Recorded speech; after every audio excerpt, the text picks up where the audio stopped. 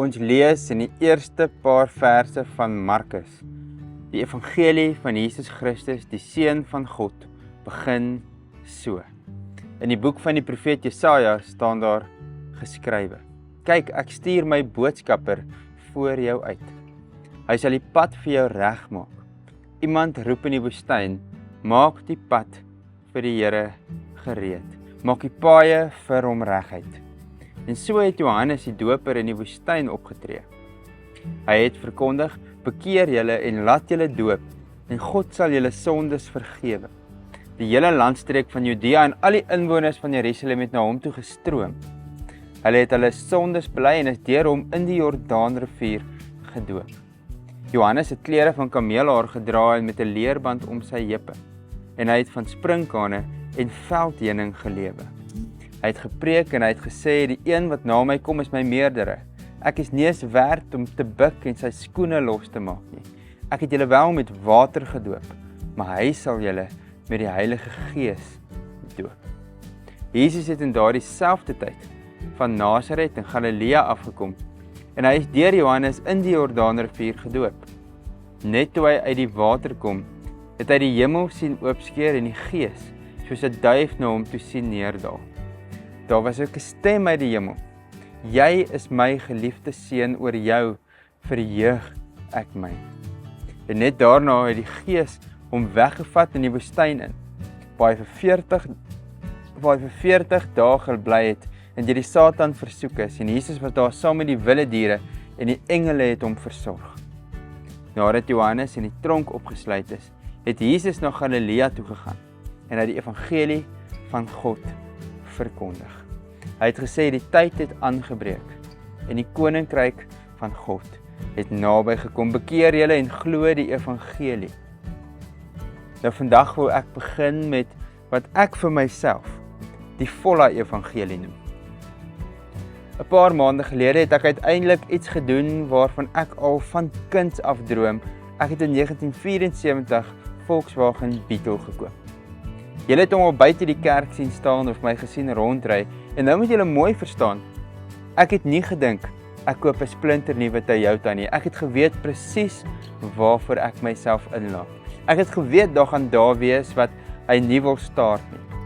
Ek het geweet daar gaan baie onderhoud wees. Ek het geweet mense gaan vra: hoekom koop jy so 'n ou kar? Wat is fout met jou? Ek het selfs geweet daar gaan 'n kans wees dat ek dalk gereeld langs die pad gaan staan. Dis 'n gegewe. Maar steeds het ek hierdie kar gekoop. Nie omdat dit die maklikste of die beste keuse was nie, maar omdat ek oortuig was dat dit die moeite werd is. Dis my kinderdroom. En ek dink baie dikwels, dis die grootste besluite in ons lewenswerk. Jy trou nie omdat dit maklik gaan wees nie. Jy kry nie kinders omdat dit maklik gaan wees nie. Jy begin nie 'n bediening omdat dit maklik gaan wees nie. Jy doen al hierdie goed omdat iemand of iets die moeite werd is. En dit bring ons by Markus se evangelie. Want Markus begin nie deur te vra: hoe kan ek 'n beter mens word nie? Markus begin deur te vra: wie is Jesus?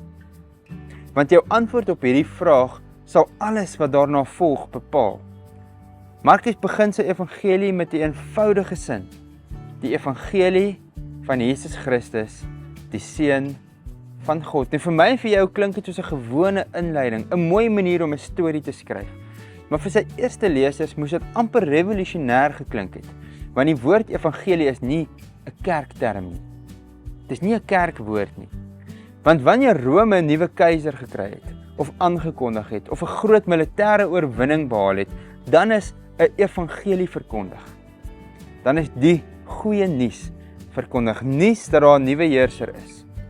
En Markus vat dan daardie woord en hy gebruik dit vir Jesus. Dis asof Markus sê: julle dink keiser is koning. Ek gaan vir julle vertel wie die ware koning is. En dit is hoekom Markus nie met Jesus se geboorte begin soos die ander evangelies nie. Hy begin by Jesaja, die profeet van ouds, en hy begin by Johannes die Doper, die vreemde man in die woestyn, want God is eeue lank al besig om hierdie oomblik voor te berei. Johannes staan in die woestyn en Johannes roep.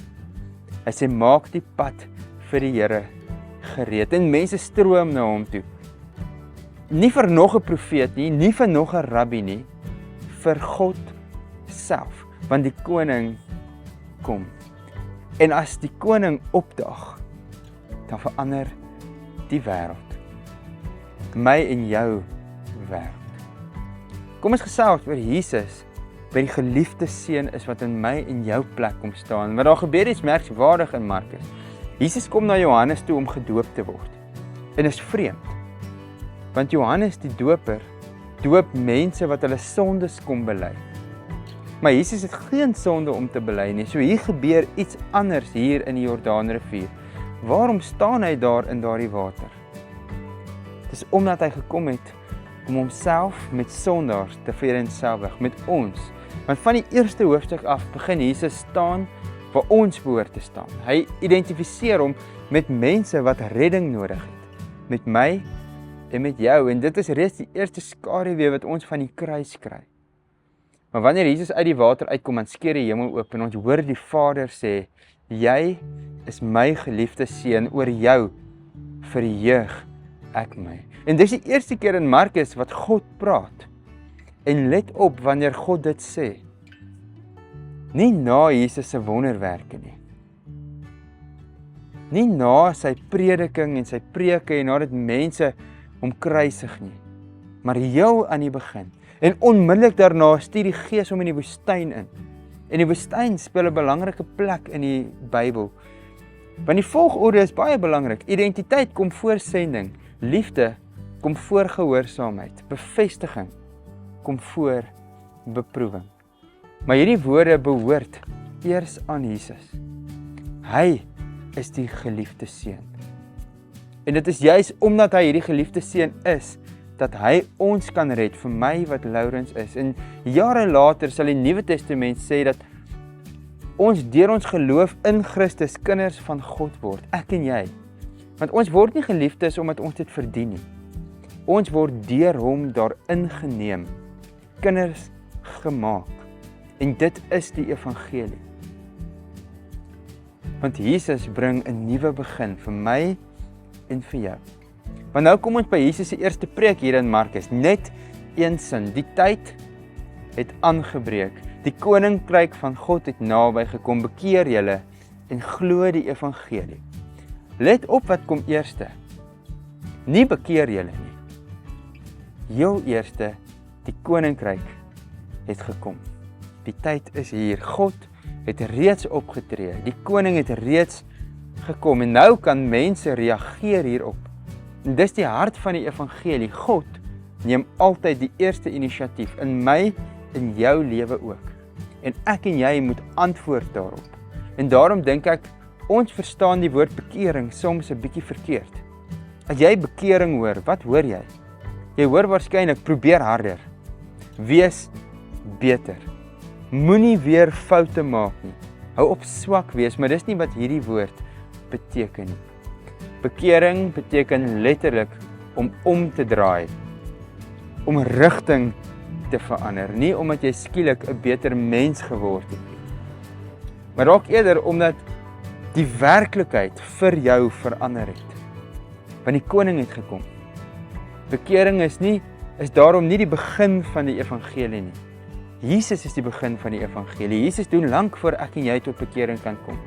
Maar bekering is die antwoord op die goeie nuus dat die koning reeds hier is. Nou dit laat my weer dink aan my Volla. Want toe ek my Volla gekoop het, het ek nie net 'n ander motor gekoop nie. Ek moes leer om anders te ry, want dit is 'n ou kar.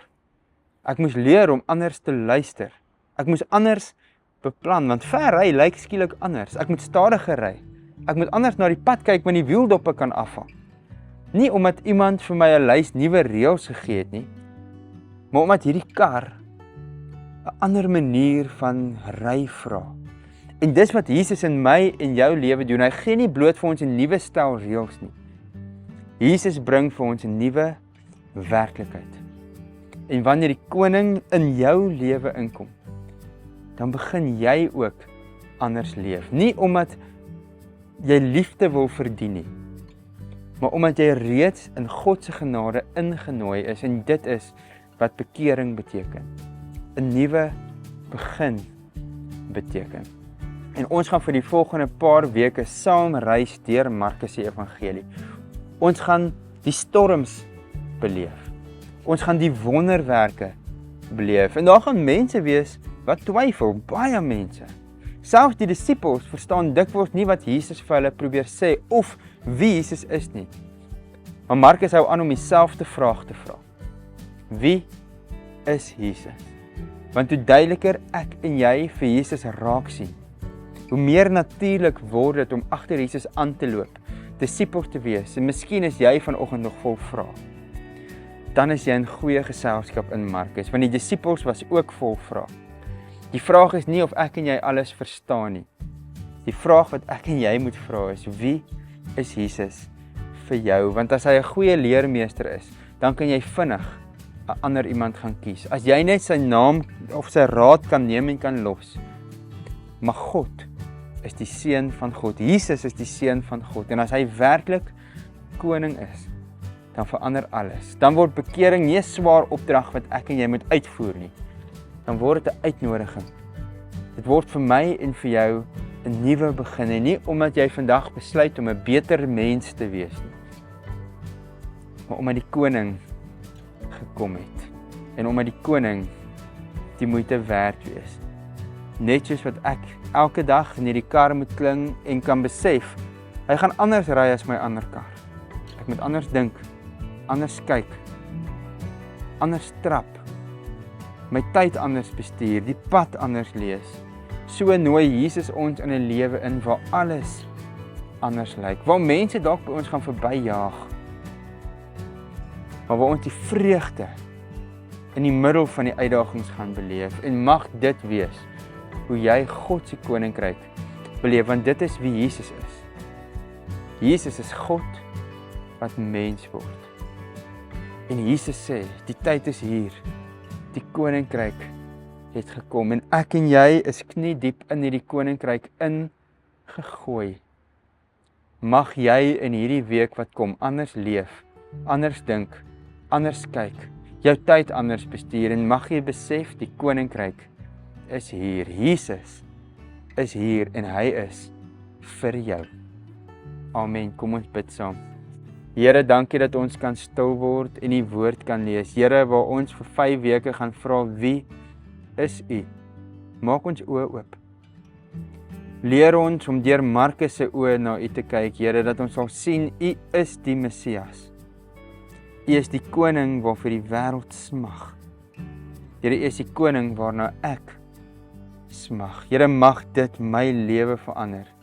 Mag U my lewe verander, en mag ek oral waar ek gaan 'n bietjie mooier kyk, 'n bietjie versigtiger ry, maar mag ek oral die rit geniet. Here, want ons is in die koninkryk, mag die koninkryk nie sommer net by ons verbygaan nie. In U naam alleen. Amen.